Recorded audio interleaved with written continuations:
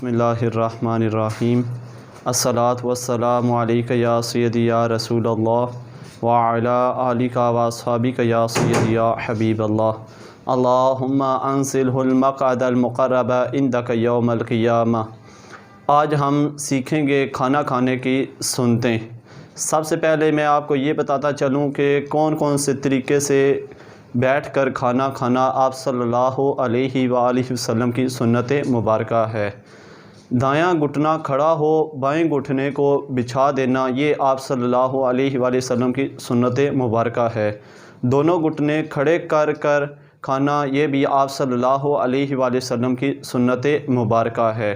کھانے سے پہلے ہاتھ دھونا اور کھانے کے بعد ہاتھ دھونا، یہ بھی آپ صلی اللہ علیہ وآلہ وسلم کی سنت مبارکہ ہے۔ حضور صلی اللہ علیہ وآلہ وسلم نے ارشاد فرمایا کہ جو شخص یہ چاہتا ہو کہ اس کے گھر میں خیر زیادہ ہو تو وہ کھانے سے پہلے اور کھانے کے بعد ہاتھوں کو دھویا کرے، اس سے گھر میں خیر و برکت نازل ہوتی ہے۔ حضور صلی اللہ علیہ وآلہ وسلم نے ارشاد فرمایا کہ جب تم کھانا شروع کرو تو بسم اللہ سے شروع کرو۔ اگر کوئی بندہ شروع میں بسم اللہ بھول جائے تو درمیان میں بھی بسم اللہ الرحمن الرحیم پڑھ سکتا ہے۔ بسم اللہ کافی ہے، لیکن مکمل بسم اللہ الرحمن الرحیم پڑھنا بہتر اور افضل ہے۔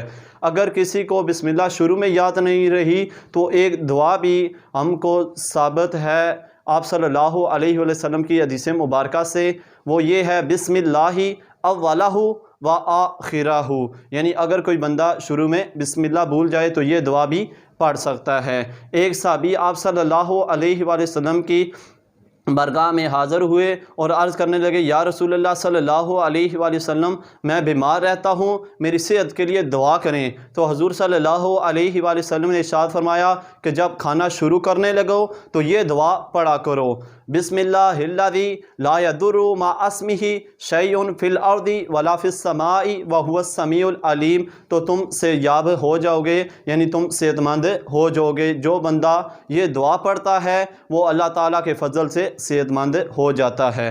حضور صلی اللہ علیہ وآلہ وسلم کی سنت مبارکہ یہ بھی ہے کہ دائیں ہاتھ سے کھانا چاہیے۔ آپ صلی اللہ علیہ وآلہ وسلم کے سامنے ایک اعرابی آیا اور وہ بائیں ہاتھ سے کھا رہا تھا۔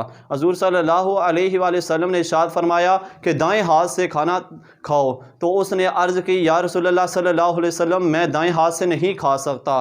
تو اس کا دایاں ہاتھ شل ہو گیا، یعنی کام نہ کرنے لگا۔ تو حضور صلی اللہ علیہ وآلہ وسلم نے یہ بھی ارشاد فرمایا کہ جب کھانا کھو تو ہر لقمے پر شکر ادا کرو۔ تو اللہ تعالیٰ کی بارگاہ میں دعا ہے کہ اللہ تعالیٰ ہم سب کو سنت طریقے کے ساتھ کھانے کی توفیق عطا فرمائے۔